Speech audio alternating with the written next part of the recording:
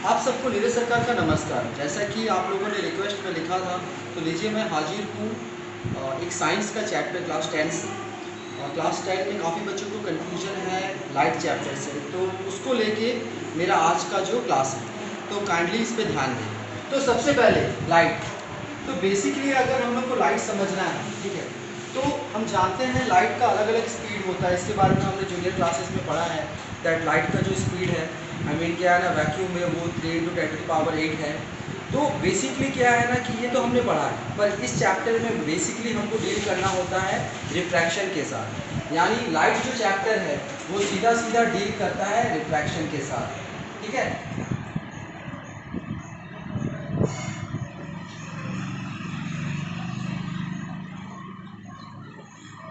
तो बेसिकली क्या है ना, अगर हमको रिफ्रैक्शन को समझना है, ठीक है, तो उसके लिए हम लोग को सबसे पहले रिफ्लेक्शन समझना होगा। तो बेसिकली क्या डिफरेंस है रिफ्लेक्शन और रिफ्रैक्शन के बीच में, तो चलिए शुरू करते हैं।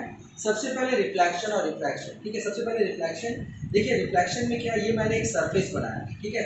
अब क्या होता है ना कि ये एक सरफेस है और ये एक तरफ से पेंटेड है, सिल्वर कलर या सिल्वर कोटेड ऑपेक है। तो क्या होता है, रे ऑफ लाइट जब इस सरफेस से टकराता है, तो टकराने के बाद वो क्या करता है, बाउंस बैक करता है। ऐसा होता है रिफ्लेक्शन में। तो देखिए जिस जगह पे वो टकराता है उस जगह पे हम क्या करते हैं, एक परपेंडिकुलर खींचते हैं उस सरफेस से। परपेंडिकुलर का मतलब हो गया वो 90 डिग्री में वो लाइन खींचा जाता है, जिसको हम नॉर्मल कहते हैं। तो ये हो गया आपका नॉर्मल, और ये हो गया आपका, है ना, जो रे सोर्स से लिखा, देखिए मैंने यहाँ पे एस लिखा है, एस स्टैंड्स फॉर सोर्स। तो जो रे सोर्स से एमिट होता है वो हो गया आपका इंसिडेंट रे। देखिए ये हो गया इंसिडेंट रे।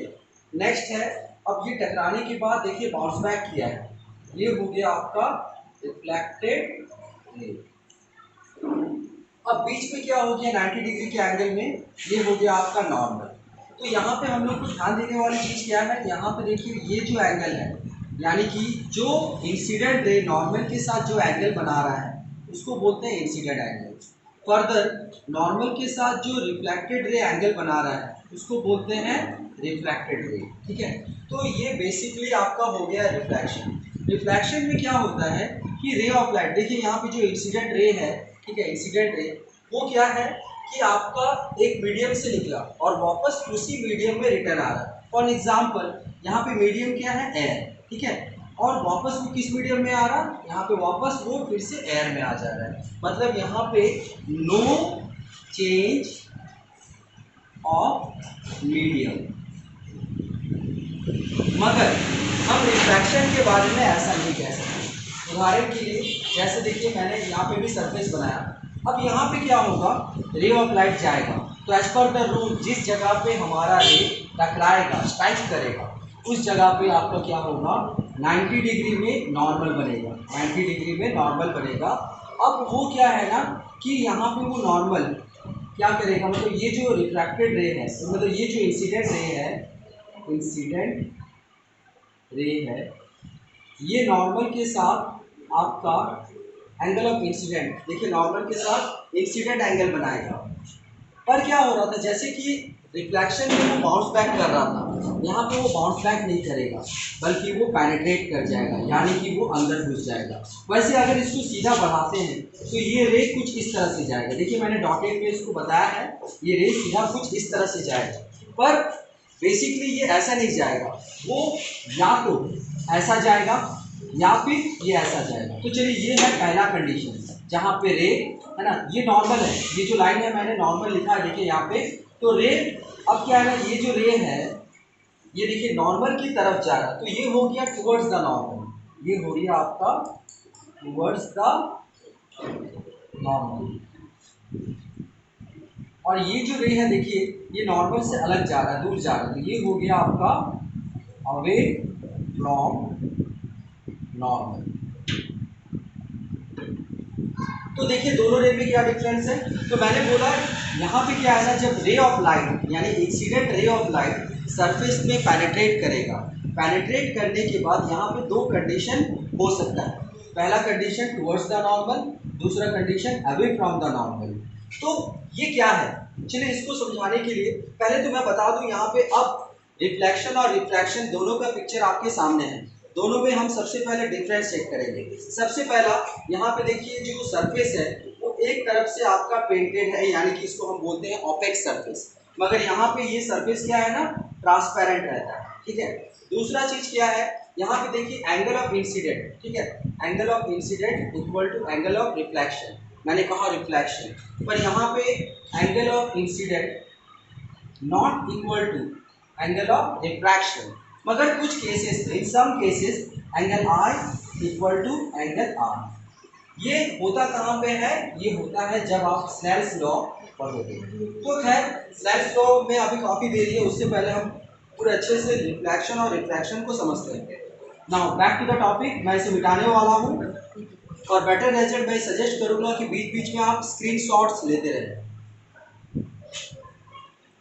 अब क्या है, जैसे कि रिफ्लेक्शन, ठीक है, रिफ्लेक्शन, ठीक है। अब जब रिफ्लेक्शन हम समझ रहे हैं तो रिफ्लेक्शन में सबसे पहले आता है लॉ, यानी कि कानून, ठीक है। कानून के हाथ काफ़ी लंबे होते हैं, ठीक है। तो यहाँ पे जो लॉज ऑफ रिफ्लेक्शन अगर हम इसको समझते हैं अच्छे से तो क्या है ना, हमें रिफ्लेक्शन को समझने में मदद मिलेगी। तो लॉज ऑफ रिफ्लेक्शन क्या है, वो लॉज ऑफ रिफ्लेक्शन। तो सबसे पहला लॉ क्या है, R equal to angle I equal to angle R. यहाँ पे देखिए पहला लॉ क्या है, angle I equal to angle R. दूसरा क्या है, दूसरा लॉ इंसिडेंट एंगल, मतलब incident ray reflected ray and normal all lies on same plane. तो देखिए यहाँ पे ये हो गया पहला लॉ, जहाँ पे आई इक्वल टू एंगल आर है।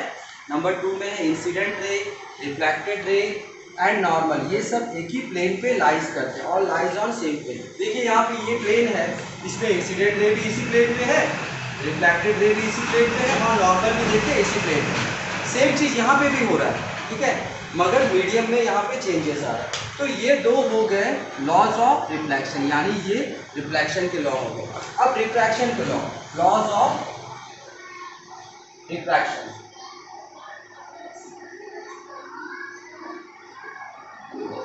इसमें क्या है, देखिए मैं यहाँ पे 2 फिगर बनाने वाला हूँ ताकि आप लॉज ऑफ रिफ्रैक्शन अच्छे से समझ सकें। So it is like this, ये देखिए ये एक सरफेस है और बीच में मैंने क्या किया, नॉर्मल ड्रॉ कर दिया। बेसिकली नॉर्मल वो जगह होता है जहाँ पे रे ऑफ लाइट, कौन सा रे ऑफ लाइट, इंसिडेंट रे, जो मैंने इसको इंसिडेंट रे के लिए मैं यहाँ पे लिख देता हूँ आई रे। तो आई रे जिस जगह पे टकराता है, ठीक है, किसी जगह में सरफेस के साथ 90 डिग्री में, देखिए 90 डिग्री में आपका नॉर्मल बनता है। अब एज पर द रूल ये क्या करेगा, देखिए यहाँ पे मैंने लिखा है रेयरर, यहाँ पे लिखा है डेंसर। तो यहाँ पे देखिए R stands for rarer, D stands for denser, ठीक है। अब क्या है ना, रेयरर क्या होता है, डेंसर क्या होता है। देखिए डेंसर वर्ड का मतलब, डेंसर वर्ड का मतलब होता है घनत्व, यानी कि गाढ़ापन, ठीक है।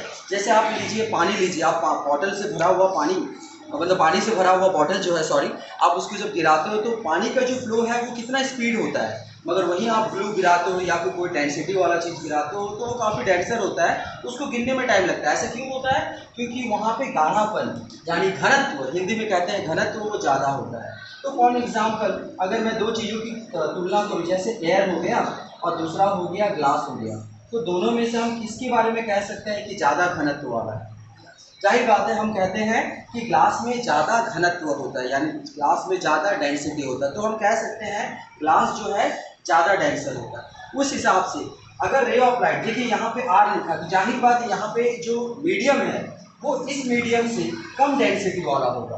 तो मैं यहाँ पे ये मान के चलता हूँ, यहाँ पे जो मीडियम है एयर, यहाँ पे वो मीडियम का है, वो है एयर, और यहाँ पे जो मीडियम है वो है ग्लास।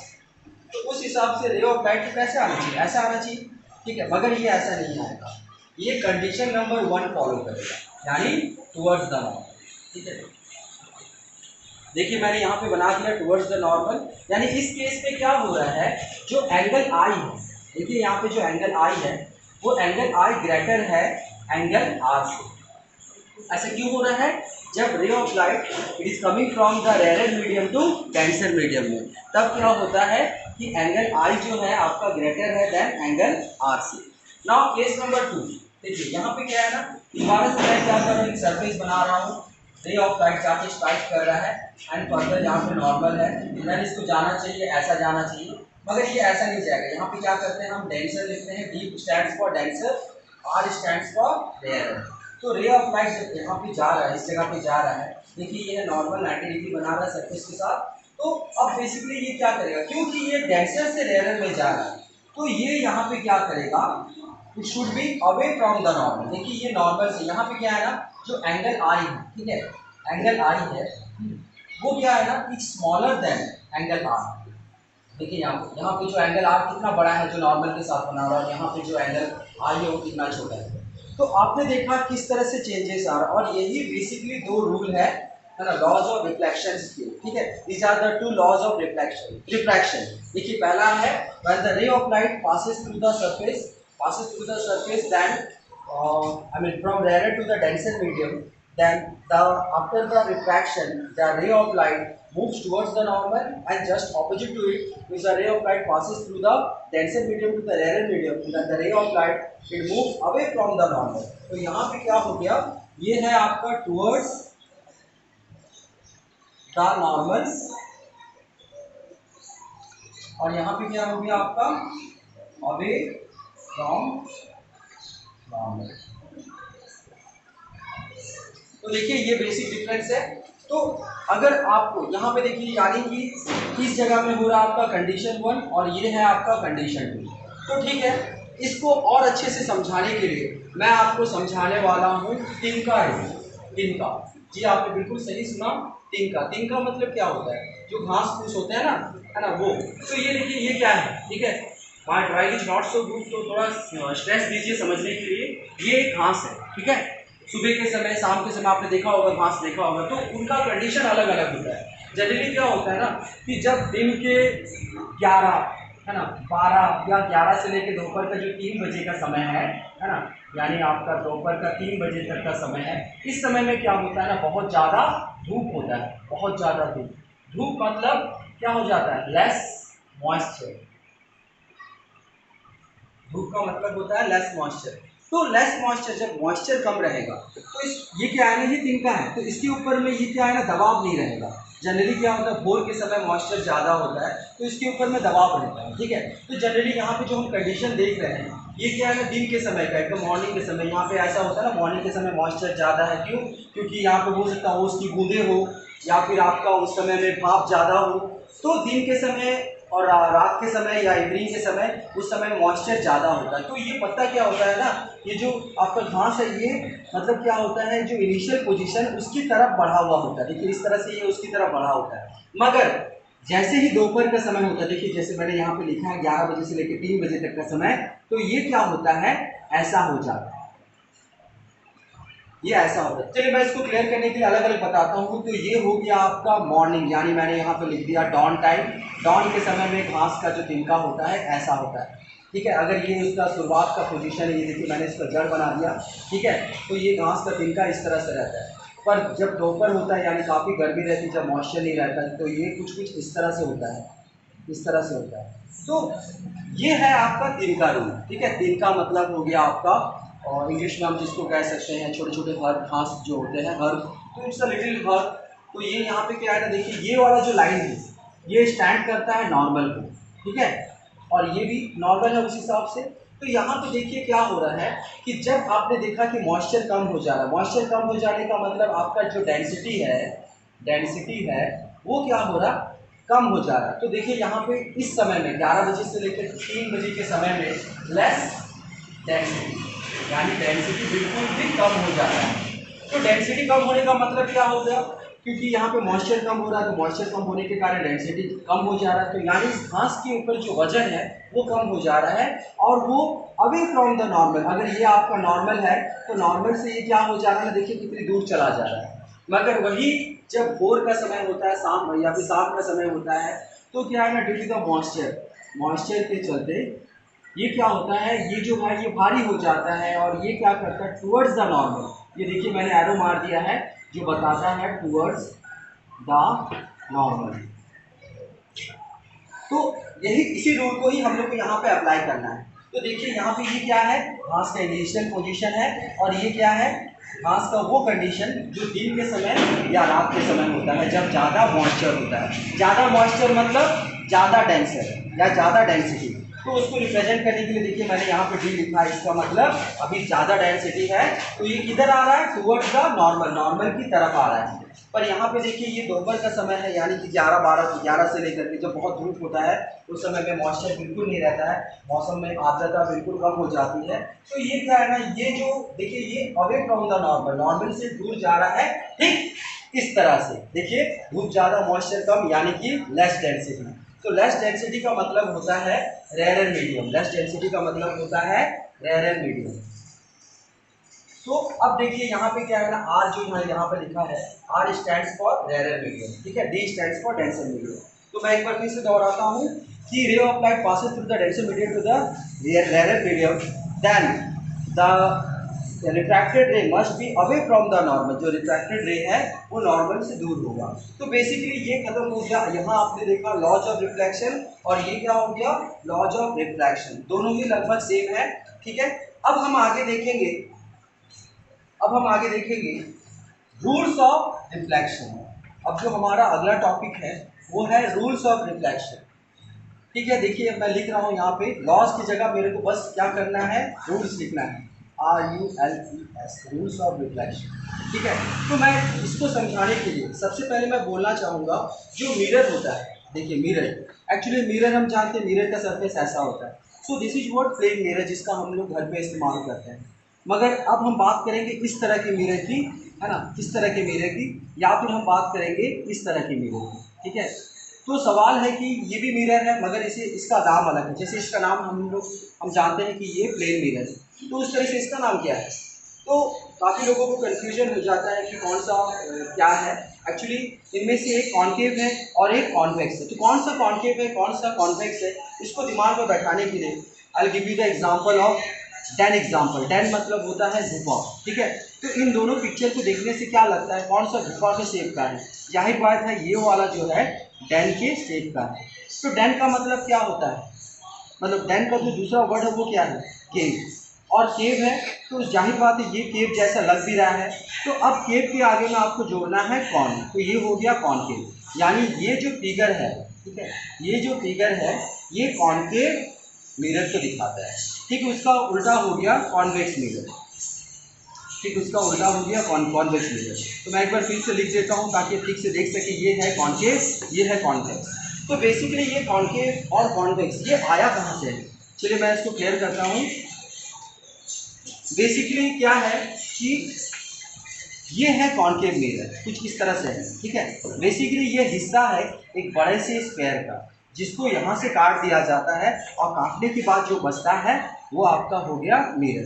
तो बेसिकली अगर ये स्क्वायर है तो उसका एक सेंटर होगा, उसका एक रेडियस होगा, ठीक है, एग्जैक्टली। तो वही चीज़ जब मिरर के में हम समझाते हैं या समझते हैं तो ये जो सेंटर है, ये जो सेंटर है इसका नाम बदल जाता है और ये हो जाता है सेंटर ऑफ कर्वेचर, और ये जो रेडियस है इसका नाम बदल जाता है और ये हो जाता है रेडियस ऑफ कर्वेचर। तो उस हिसाब से देखिए मैं कुछ चीज़ें क्लियर करने वाला हूँ, ठीक है। सबसे पहले देखिए मैंने यहाँ पे बीच में एक लाइन खींचा, और जैसे मैं सबसे पहले आपको ऑलरेडी सेंटर ऑफ कर्वेचर समझा चुका हूँ। तो ये है सेंटर ऑफ कर्वेचर, और क्या है ना कि ये सेंटर ऑफ कर्वेचर और इस पॉइंट से लेके इस पॉइंट तक आपका है आर। तो बेसिकली आर मतलब क्या हो गया, आर मतलब हो गया आपका रेडियस, तो रेडियस इक्वल टू, ठीक है। अब देखिए मैं जानता हूँ रेडियस को अगर हम डिवाइड कर देंगे तो रेडियस बाय 2, तो रेडियस बाय 2 मतलब ये टोटल रेडियस है, तो बाय 2 मतलब इसका जो मिड पॉइंट है सम अराउंड यहाँ पे आएगा। देखिए मैंने यहाँ पे एक लाइन खींचा है और यहाँ पे मैं लिखता हूँ एफ, एफ का मतलब होता है फोकस। तो ये जो सेंटर पॉइंट है इसका centre of radius of curvature में जो सेंटर पॉइंट है वो है आपका फोकस। तो फोकस क्या है, ठीक है, तो बेसिकली क्या है ना, ये जो है फोकस है, ठीक है। हाँ, उसमें क्या है ना कि तुम्हारा हाँ ये फोकस है, ठीक है। बेसिकली क्या है ना कि अब जो रे ऑफ लाइट, देखिए यहाँ पे आप देखने वाला चीज़ क्या है, यहाँ हमने जाना कि ये सेंटर ऑफ कर्वेचर है और ये फोकस है, ठीक है। अब मैं क्या कर रहा हूँ कि यहाँ पे जो रेडियस है, ठीक है, इसको मैं मिटा रहा हूँ, ठीक है। अब मैं देखिए यहाँ पे बना रहा हूँ, देखिए ये जो रेडियस था ये टोटल रेडियस था, ये टोटल रेडियस हो गया, मगर ये वाला डिस्टेंस, ठीक है, ये वाला डिस्टेंस इसके नीचे मैं लिखता हूँ एफ एल। इसको बेटर क्लियर करने के लिए मैं यहाँ पे एरो मार के दिखाता हूँ F L. F L stand for focal length, ये है, ये वाला जो है ये हो गया आपका फोकल लेंथ, ठीक है। अब देखिए यहाँ पे तो उस हिसाब से क्या है, रेडियस का आधा आपका होता है, रेडियस का आधा होता है फोकस, और जो डिस्टेंस यहाँ पे देखिए, यहाँ पे मैंने लिखा है पी, पी स्टैंड्स फॉर पोल। तो मतलब इसका मतलब क्या हो गया, जो दूरी पोल से लेके, ये पी फॉर पोल, पोल से लेकर के फोकस तक का जो दूरी है उसको हम बोलते हैं फोकल लेंथ। तो अब आपके सामने पूरा पिक्चर क्लियर हो चुका है। मुझे जो जो चीज़ समझाना था वो क्लियर है। सबसे पहले आपको समझना है पोल क्या है, तो चलिए मैं दिखा दूँ। पोल ये है, पोल है। दूसरा आपको समझना है फोकस क्या है, तो चलिए मैं दिखा दूँ, ये क्या है फोकस, ठीक है। तीसरा आपको समझना है सी यानी कि रेडियस, सी यानी कि सेंटर ऑफ कर्वेचर, यानी आपका ये वाला पोजीशन, देखिए यहाँ पे भी मैंने बनाया है, ठीक है। तो अब हो गया आपको, अब आपको एक क्लियर आइडिया मिल चुका होगा कि मिरर, इस तरह का मिरर जिसको हम स्पेरिकल मिरर कहते हैं, और यहाँ पे ये कॉन्केव है, तो कॉन्केव मिरर कहाँ से मिलता है। बेसिकली कॉन्केव मिरर मैंने जैसे कि बताया एक स्फीयर से मिलता है, एक स्फीयर के हिस्से से मिलता है, ठीक है। अगर आपने एक स्फीयर को काटा और काटने के बाद उसको अंदर से पेंट कर दिया तो ये हो गया, तो ये साइड हो गया आपका मिरर, तो ये हो गया आपका कॉन्वेक्स। और ठीक इसका उल्टा अगर आपने इसको बाहर से पेंट कर दिया तो ये हो गया आपका कॉन्केव, क्योंकि ये केव जैसा दिख रहा है, ठीक है। तो चलिए मैं अब रूल्स की बात करता हूँ, टाइम ज़्यादा ना लेते हुए। तो सबसे